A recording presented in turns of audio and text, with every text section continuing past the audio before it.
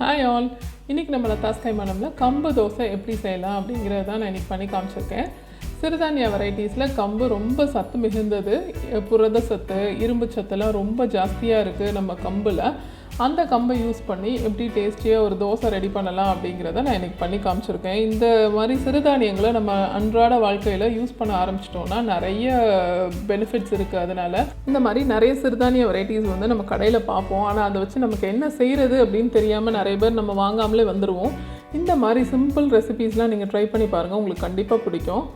இப்போது நான் இந்த கம்பு தோசை வந்து ஃபஸ்ட்டு ரெடி பண்ணிக்கிறதுக்கு நான் இன்றைக்கி 1/2 கிலோ கம்பு எடுத்திருக்கேன். 1/2 கிலோவில் நம்ம கப் மெஷர்மெண்ட்ஸ் வச்சு மெஷர் பண்ணிக்கிட்டோன்னா ஒரு 2.5 கப் அளவுக்கு எனக்கு வந்துச்சு. இப்போ இந்த அளவு கப்பில் நான் 2.5 கப்பு கம்பு எடுத்துக்கிட்டேன். 1/2 கிலோவுக்கு கரெக்டாக இருந்துச்சு. இது 1/2 கிலோ கம்பு. இதுக்கு 1 கப் அளவுக்கு இட்லி அரிசி, நம்ம நார்மலாக வீட்டில் இட்லிக்கெலாம் யூஸ் பண்ணுவோம் இல்லையா, அந்த இட்லி அரிசி. 2.5 கப்பு கம்புக்கு 1 கப்பு இட்லி அரிசியும் 1/2 கப்பு நான் உளுந்தும் எடுத்திருக்கேன். இன்றைக்கி நார்மல் நம்ம இட்லிக்கு யூஸ் பண்ணுற உளுந்து, அது ஒரு 1/2 கப் அளவுக்கு நான் எடுத்து இதை மொத்தமாக எல்லாமே கலந்துட்டு நல்லா வாஷ் பண்ணி எடுத்துகிட்டு வர போகிறேன். நல்லா எல்லாத்தையும் கலந்தே வாஷ் பண்ணிடலாம். இது நம்ம தனித்தனியாக ஊற வைக்கணுங்கிற அவசியம் இல்லை. மொத்தமாக ஒன்றா கலந்துட்டு இந்த மாதிரி நல்லா வாஷ் பண்ணி எடுத்துக்கலாம். கம்பு அந்த இட்லி அரிசியெல்லாம் வாஷ் பண்ணி எடுத்துகிட்டு இதுக்கு நல்ல தண்ணி ஊற்றி நான் இப்போது ஊற வச்சுக்க போகிறேன். இதுக்கு நான் அளவாக தான் தண்ணி ஊற்றி ஊற வைக்கிறேன். ஏன்னா நான் இந்த தண்ணியே யூஸ் பண்ணி நான் அந்த மாவை அரைச்சிருவேன். இந்த தண்ணியை வேஸ்ட் பண்ணக்கூடாது. ஸோ இதை நம்ம ஒரு 4 ஹவர்ஸ் நல்லா மூடி போட்டு ஊற வச்சிடலாம். இப்போ ஒரு 4 ஹவர்ஸ் கழித்து பார்த்தீங்கன்னா இந்த அளவுக்கு நல்லா ஊறி இருக்கும். உங்களுக்கு நம்ம ஊற வச்ச மிக்ஸ்டர் நல்லா தண்ணியெல்லாம் இழுத்துருக்கு பார்த்தீங்களா, நம்ம ஊற்றின தண்ணியெல்லாம் நல்லா அப்சர்வ் ஆகி நல்லா இந்த அளவுக்கு ஊறி இருக்குது. இப்போ இந்த ஸ்டேஜில் இதை நம்ம மிக்சியில் போட்டு அரைச்சிடலாம். ஸோ ஒரு மிக்ஸி எடுத்து நம்ம எடுத்து வச்சுருக்க மிக்சரை ஒரு 1/2 அளவுக்கு மிக்ஸி வர்ற அளவுக்கு ஆட் பண்ணிவிட்டு அதை நம்ம அரைச்சிக்கலாம். அதுக்கு தேவையான உப்பு, இப்போ இந்த செட்டுக்கு தேவையான உப்பு மட்டும் இப்போ ஆட் பண்ணியிருக்கேன். இது இன்னொரு வாட்டி அரைச்சிக்கலாம். இப்போ அதில் இருக்க தண்ணியே ஆட் பண்ணி தான் நான் அரைக்கிறேன். இந்த மாதிரி பண்ணிங்கன்னா அதில் இருக்க சத்துக்கள் எல்லாமே நமக்கு முழுமையாக கிடைக்கும். ஸோ இந்த மாதிரி நல்லா ரொம்ப ஃபைனாக அரைக்கணும் இல்லை, ஓரளவுக்கு கோஸ் பேஸ்ட்டாக இருந்தாலே போதும்.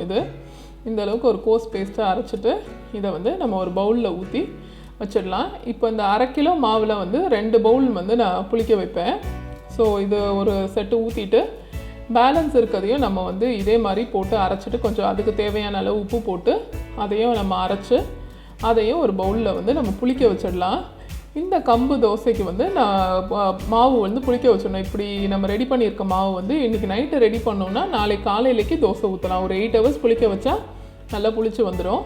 ஸோ இதை நம்ம மூடி வெளியே வச்சிட்டோன்னா புளிக்க வச்சுக்கலாம். இப்போ நான் இன்றைக்கி ஒரு பவுல் வெளியே புளிக்க வச்சுடுவேன். நான் தோசை ரெடி பண்ணுறதுக்கு இன்னும் ஒரு பவுல் ஃப்ரிட்ஜில் வச்சுட்டு எப்போ தேவையோ அப்போ அதை புளிக்க வச்சுக்கலாம். புளிக்க வச்ச மாவு உள்ளே எடுத்து வைக்காதீங்க. ஸோ இந்த மாதிரி தேவையானப்போ எடுத்து வெளியே போட்டு புளிக்க வச்சுக்கலாம். இப்போது ஒரு பவுல் நமக்கு ரெடியாக இருக்குது. இந்த அளவுக்கு நல்லா புளிச்சிருக்கு பார்த்தீங்களா.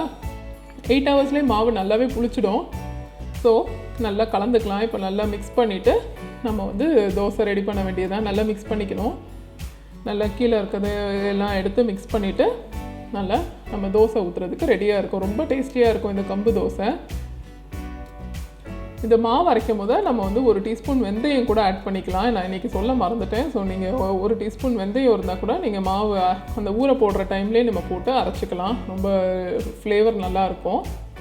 இப்போ நான் தோசைக்கல்ல நார்மல் ஊற்றுற மாதிரியே ஊற்றினாலும் ரொம்ப டேஸ்டியாக வரும். இது நம்ம தின்னாக ரோஸ்ட் மாதிரியும் போட்டு நம்ம எடுத்துக்கலாம். இல்லைனா கொஞ்சம் திக்காக இந்த கல் தோசை மாதிரி கூட நம்ம போட்டுக்கலாம். எப்படி வேணுமோ அப்படி போட்டுக்கலாம். மாவு நார்மல் நம்ம தோசை மாவு என்ன மாதிரி யூஸ் பண்ணுவோமோ அதே மாதிரி யூஸ் பண்ணிக்கலாம். மேலே நெய்யோ எண்ணெயோ நம்ம விருப்பத்துக்கு ஏற்ற மாதிரி போட்டுட்டு 2 சைடும் நல்லா வேக வச்சுட்டு அதுக்கப்புறம் நம்ம திருப்பி எடுத்துக்கலாம். இதை இப்போ இந்த சைடு நல்லா வெந்திருக்கு. 2 மினிட்ஸ் இந்த சைடு வெந்ததுக்கப்புறமா அதை மாற்றி திருப்பி போட்டு நல்லா கோல்டன் கலரில் வந்திருக்கு பார்த்தீங்களா. இந்த மாதிரி நம்ம எல்லா தோசையும் சுட்டு ரெடி பண்ணிக்கலாம். இந்த கம்பில் பார்த்திங்களா ரொம்ப ஹெல்த் பெனிஃபிட்ஸ் நிறைய இருக்குது. வெயிட் லாஸ் பண்ணணும் அப்படின்னு நினைக்கிறவங்கெல்லாம் இந்த கம்பு தோசையை ரெகுலராகவே எடுத்துக்கலாம். இது வெயிட் லாஸ்க்கு ரொம்ப நல்லது. அப்புறம் பிபி கண்ட்ரோல் பண்ணணும்னு நினைக்கிறவங்களும் இந்த மாதிரி கம்பு நம்ம கண்டிப்பாக அவங்களோட டயட்டில் சேர்த்துக்கலாம். கான்ஸ்டிபேஷன் ப்ராப்ளமை இது சரி பண்ணும். பார்த்திங்களா நம்மளோட ரொம்ப எம்மியான கம்பு தோசை ரெடி ஆகிடுச்சு. இதுக்கு வந்து ஒரு டேஸ்டியான சட்னி வச்சு நம்ம சர்வ் பண்ணோன்னா நம்மளோட கம்பு தோசை ரெடி. இந்த ரெசிபி பிடிச்சிருந்ததுன்னா லைக் பண்ணுங்கள், ஷேர் பண்ணுங்கள், கமெண்ட் பண்ணுங்கள். என்னோடய சேனலுக்கு சப்ஸ்கிரைப் பண்ணிவிட்டு பக்கத்தில் இருக்க பெல் பட்டனையும் கிளிக் பண்ணிக்கோங்க. தேங்க்யூ.